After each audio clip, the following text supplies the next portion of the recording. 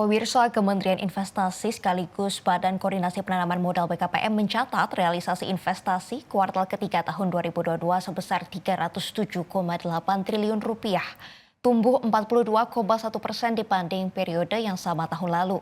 Capaian ini merupakan yang tertinggi dalam satu dekade terakhir.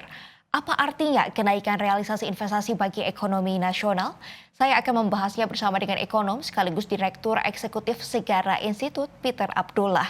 Selamat siang Pak Peter. Selamat siang Mbak Mesri. Terkait dengan realisasi investasi pada kuartal ketiga 2022 yang naik 42% secara tahunan. Apa artinya ini Pak bagi perekonomian nasional saat ini? Ya, saya kira ini merupakan satu hal yang sangat menggembirakan ya.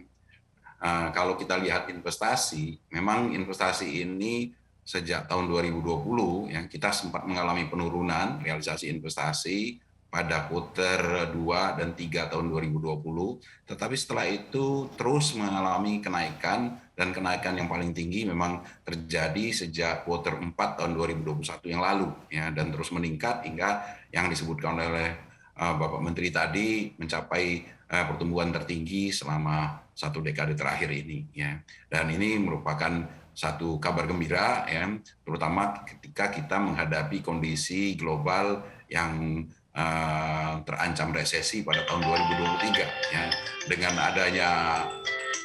adanya ini kenaikan investasi ini kita bisa meyakini bisa memperbaiki atau menghadapi kondisi global yang muram tahun 2023.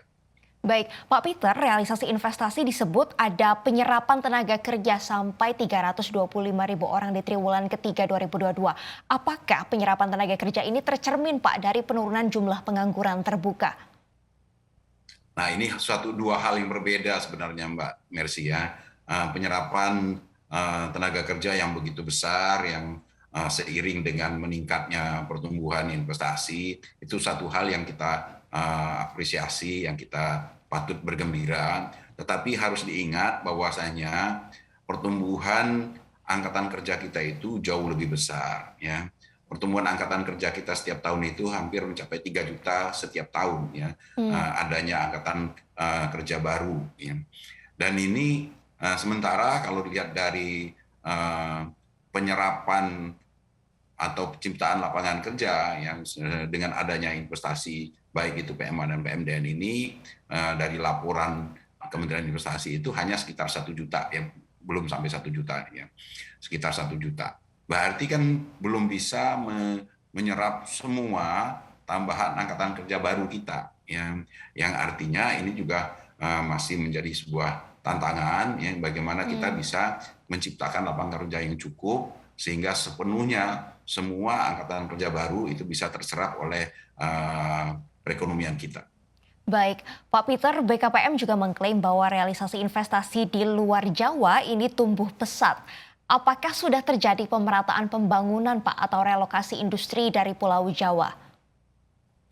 Saya kira belum bisa kita mengambil kesimpulan sejauh itu ya, karena yang terjadi walaupun sekarang ini kalau kita lihat dari komposisi realisasi investasi untuk Jawa di luar Jawa lebih besar dibandingkan yang di Jawa ya, tetapi kan masih terkonsentrasi di beberapa daerah dan itu besar sekali kaitannya dengan investasi di pertambangan ya. Jadi kita lihat kan yang besar itu di Riau ya, kemudian di Sulawesi Tengah itu yang besar, yang masuk di 5 besar realisasi investasi. Dan kalau kita lihat investasi itu lebih ke logam dasar yang tadi saya sependapat kalau disampaikan ini erat kaitannya dengan program hilirisasi dari pemerintah khususnya terkait dengan logam ya, industri logam, nikel ya.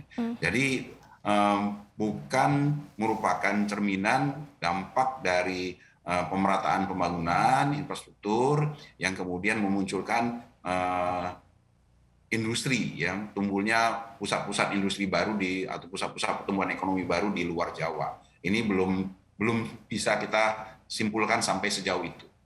Baik, Pak Peter, apakah artinya realisasi investasi pada triwulan 3 tahun 2022 ini akan mempercepat hilirisasi dan industrialisasi, terutama tadi Bapak katakan nikel. Nah, kan saat ini Presiden Joko Widodo juga ingin komoditas lainnya juga dihilirisasi, Pak. Misalkan timah dan komoditas lain seperti bauksit dan lain-lain. Nah, ini apakah perlu, Pak, dipantau bagaimana realisasi investasinya dan dampaknya pada hilirisasi dan industrialisasi?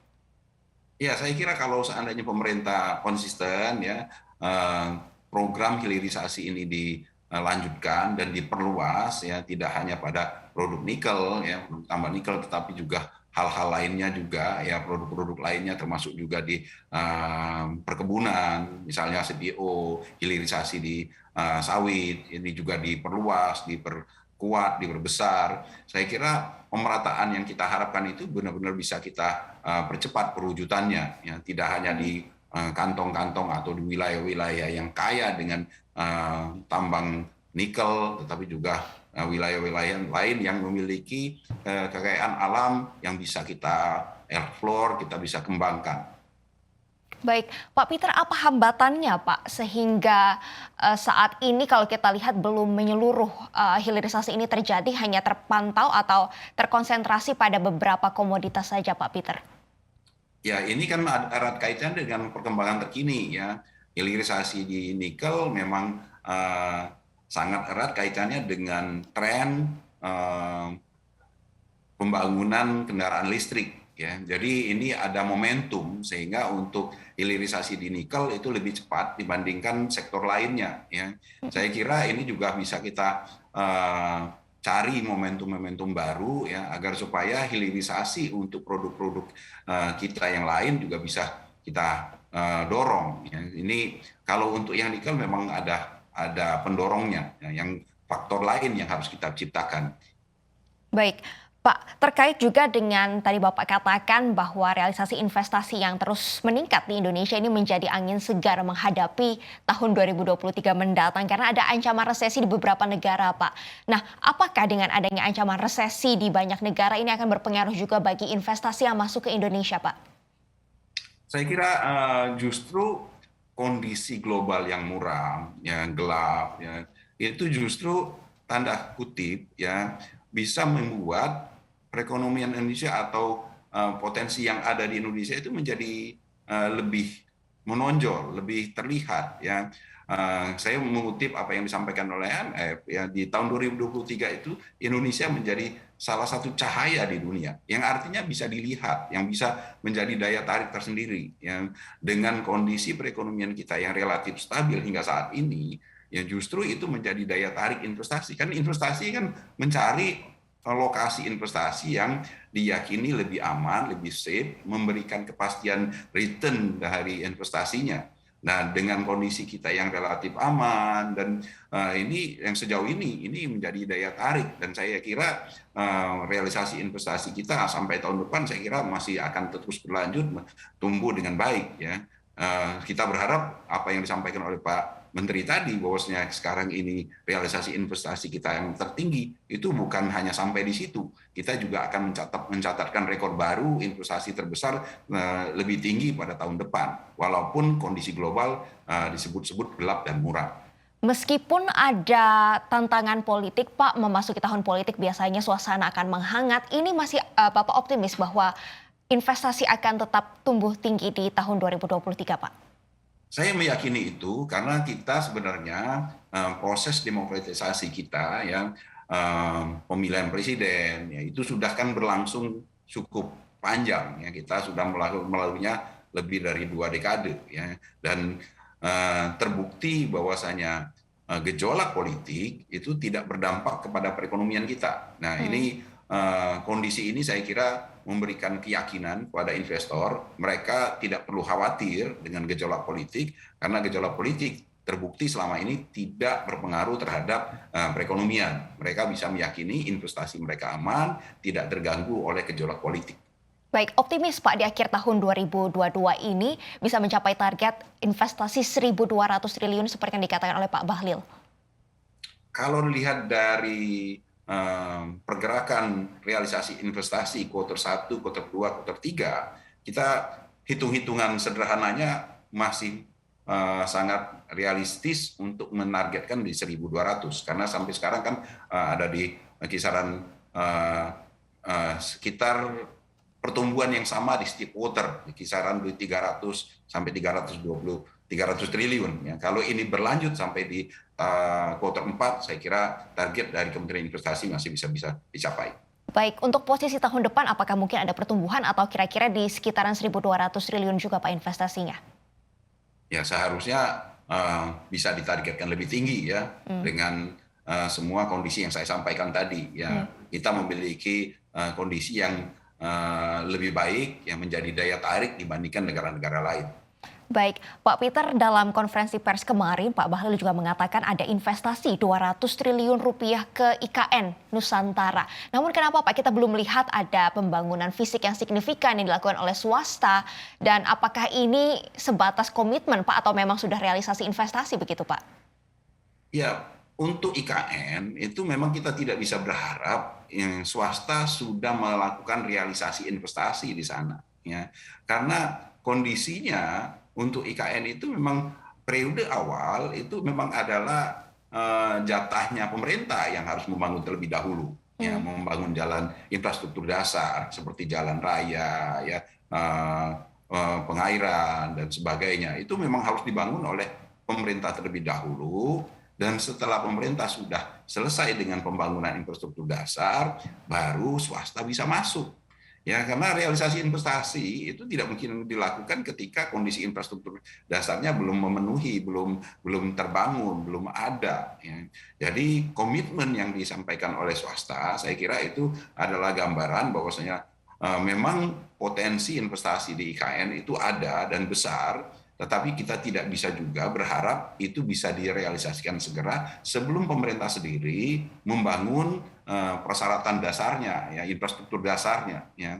Dan ketika pemerintah sudah menyelesaikan infrastruktur dasarnya, baru kita bisa berharap realisasi investasi dari swasta.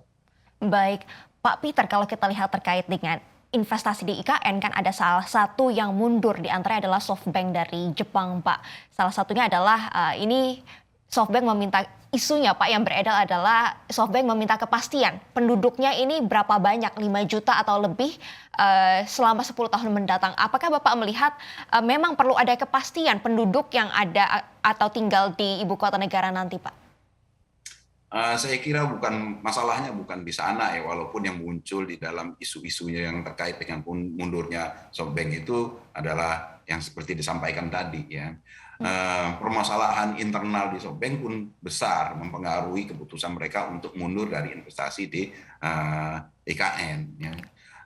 Sementara kalau kita bicara tentang IKN sendiri, ya, IKN ini memang dirancang oleh pemerintah bukan sebagai kota dengan jumlah penduduk yang besar, ya. Seperti yang disampaikan oleh Presiden, bahwasanya konsep dari IKN adalah kota yang pertama kali sepenuhnya kota hijau, yang 70% lebih dari kawasan IKN adalah kawasan hijau, ya, yang artinya memang dari desainnya ini bukan desain kota yang ramai orangnya, ya.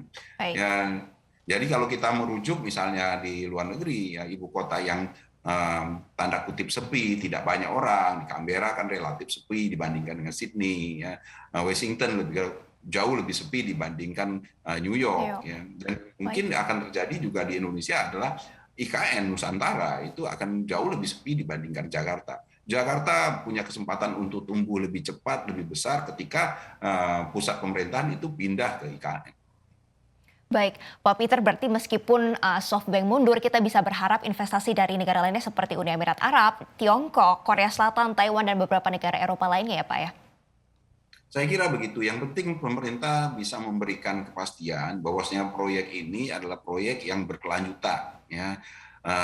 Dan di tahap awal pemerintah benar-benar bisa menyelesaikan jatahnya pemerintah, pembangunan infrastruktur dasar itu bisa sesuai dengan schedule, ya.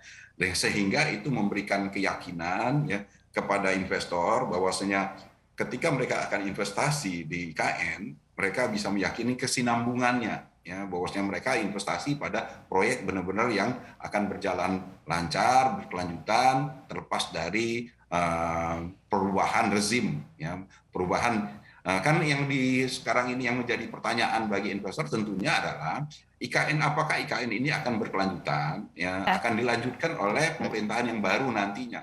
Itu yang benar-benar harus diyakinkan kepada investor. Iya, berarti investor juga akan melihat bagaimana tahun depan nih kampanye-kampanye calon presiden, apakah ini akan sejalan dan ini akan terus dipantau oleh pelaku pasar dan juga investor ya Pak ya.